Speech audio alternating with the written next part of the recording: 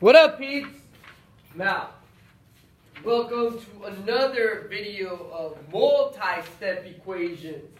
Today, what we went over in class was another type of multi-step equations, and then we actually brought in some things that you learned in 7th grade, which is called the distributive property. So today, what we learned was multi-step equations with distributive property.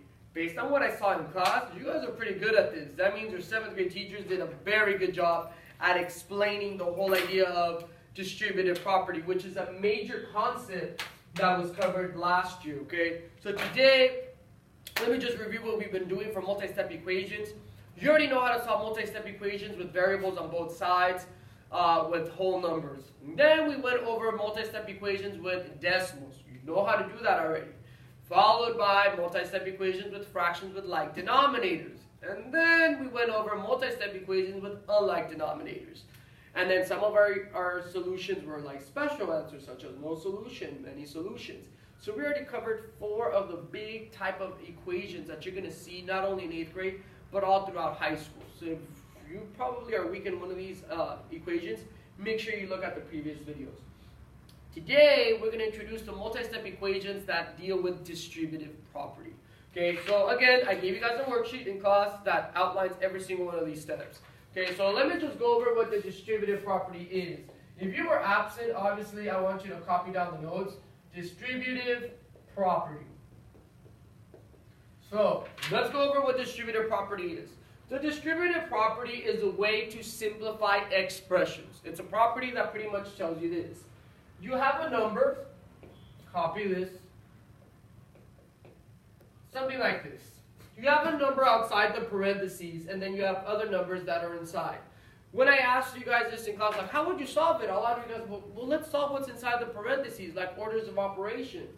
Well, technically, you can't solve anything here because 3x and 4, they don't have the same variable. If this one had a variable, then you could combine. But since they don't have the same variable, then you can't combine them. This is what the distributive property tells you. Distributive property says this. Grab the number that's in the outside, and this number in the outside is going to multiply everybody that's in the inside. Okay, so then we're going to do 3 times 3, then 3 times negative 4. Now, this year I'm trying a new kind of like hint, because what I've seen throughout the years is students making mistakes in terms of signs. So this is the hint that I'm telling you, or I'm going to give you. If you're multiplying by a positive number in the outside, then the signs of these numbers stay the same. Since he's positive, then this 3 will still remain positive, and this 4 will still remain negative. Obviously, you could use if you don't believe me, you could use the bear, right? Because we're multiplying, and the bear is only used for multiplication and division. So let's go ahead and multiply this out. 3 times 3 is 9. X. We keep the same sign because we multiply by a positive number. 3 times 4 is 12. Because we're multiplying by a positive number, you have the same sign. That's it. That's what distributive property is. Get the number in the outside and multiply all the numbers in the inside the parentheses. This is called an expression. The reason why it's called an expression is because it doesn't have an equal sign. And you cannot simplify it anymore. You have a variable, you have an operation, but you don't have an equal sign. So this is an expression, okay? Now, what would happen if you multiply by a negative number? Okay, so and then also think about it this way. Positive times positive is positive. A positive number times a negative number times a negative number is negative. Now, let me go over what would happen if this is the problem now. Negative 4, 2x, minus 3. When you're multiplying by a negative number outside the parentheses, then all the signs in here will change signs. Okay, that's the hint that I gave you, and it clearly worked today in class, this hint. So let's go ahead and do that. Let's just multiply the numbers. 4 times 2 is 8x. Now this 2 was positive, but you're going to have to change the signs of all the numbers. So if he was positive, it becomes negative. Because he was negative, the opposite will be positive. So then this 8 is negative. 4 times 3 is 12, and obviously we switch the sign. So that's it. You just simplify this expression. This is an expression. Negative 8x plus 12. You don't believe me? Think about the bear, the rules. Negative times positive is negative. Okay? See, I wasn't lying to you. Negative times negative, negative times negative, positive. So again, the hint is, so you don't have to remember the bear, is if you're multiplying by a negative in the outside, then all the signs switch signs. Okay, so let's go over another one so you guys can, I can hammer that rule in you. Negative 3, negative x plus 4. Copy this down. Now, do you notice that this x doesn't have a number? Technically, there's a number inside. It's a 1. Wow, you're multiplying by a negative in the outside. This negative is in the outside. When you're multiplying by the negative in the outside, every sign in the inside changes sign. All of a sudden, it changed sign. So if he was negative, then he's going to become positive. He was positive, now it will become negative. So then you just multiply. 3 times 1 is 3. Don't forget the variable. It will be positive. 3 times 4 is 12, but it will be negative. And that right there is an expression, not an equation. This is what you learned in 7th grade. So this is what we're learning today. Now we're going to apply the distributive property to solve a multi-step equation. So that was our quick review for 7th grade. Now let's get into the good stuff. Let's go over some multi-step equations. Let's go over this one. Copy this in your notebook if you don't have this worksheet. 4, 2x minus 3 equals 4x minus 8. That's the first problem we're going to start solving. First thing you do is, do you have any fractions? Not good. Decimals, we're good. But we have those parentheses. Every time you see parentheses, automatically what should come up into your head is distributive property. You have to do distributive property. So this player right here on the outside is going to multiply this one and that one. Okay? It's going to multiply all of them. And remember the rules. If you're multiplying by a positive number, what happens to these signs? Do they switch or stay the same? They stay the same. The only time they switch is when you have a negative in the outside. But since you don't, then that means this one still stays positive, that one still stays negative. The only thing we do is just multiply. 4 times 2 is 8x, stays positive. You don't have to put positive. 4 times 3 is 12, but that will be negative. Boom. Did you touch these? No, you didn't. So drop them on the same place. 4x minus 8. Look at this. It's an equation that you know how to solve already. Excuse me. Big brother, little sister kind of thing. This is the biggest one. The inverse operation of a positive 4x is negative 4x.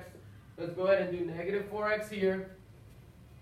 Cancels out. No, there's no such thing as a 0x. So please don't put 0x. That was one of the biggest mistakes we saw in the test. 8 minus 4 is 4x. You didn't touch these, so drop them. So this is minus 12 equals minus 8. Keep on going. Circle the variable. Draw the barrier. This is what some of you guys were doing on the test. Plus 8, plus 8. Ladies and gentlemen, focus where the bubble is. Who's not inside the bubble? The minus 12. Negative 8 or minus 8 is on the opposite side. So you don't do this. That's where a lot of you guys messed up on. The inverse of a negative 12 is a positive 12. Positive 12. These cancel out. I don't have any more room. I'm going to move over here. So you have 4x equals, same sign or different signs? Different, so subtract. That's 4.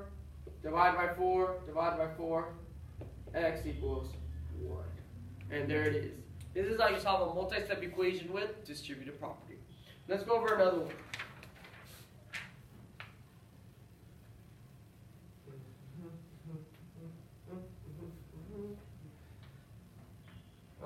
Let's go over this one. Minus 6, 6x minus 4 equals minus 2 minus 5x minus 12. Okay? So that's the next problem we're going to go over. Again, notice, whoa, I have parentheses. Every time you see parentheses, the first thing that should come up into your head is, oh, I have distributive property. So I have to do this parentheses, this parentheses. Okay? So you have this number on the outside. It's a -6.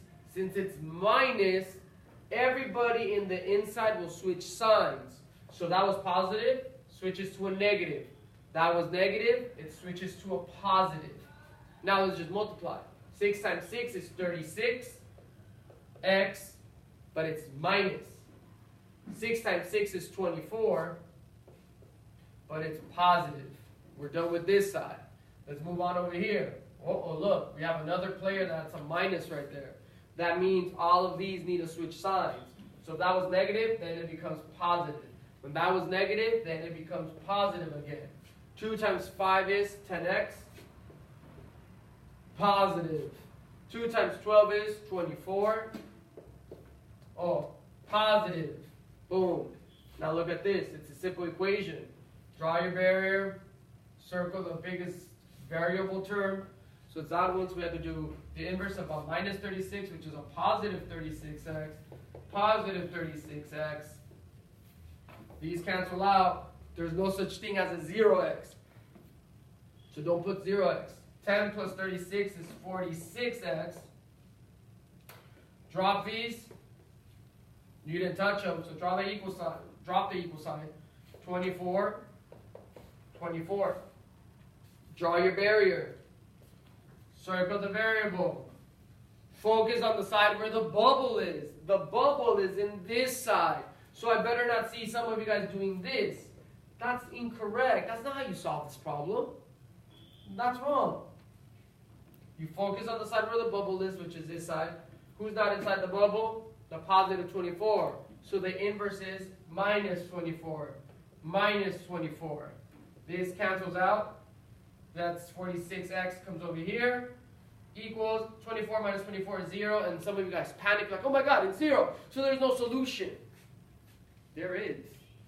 You're not done. And then some of you guys said that the answer was 46. No. X is not by itself. You need to keep on going. So you have to divide by 46. Divide by 46.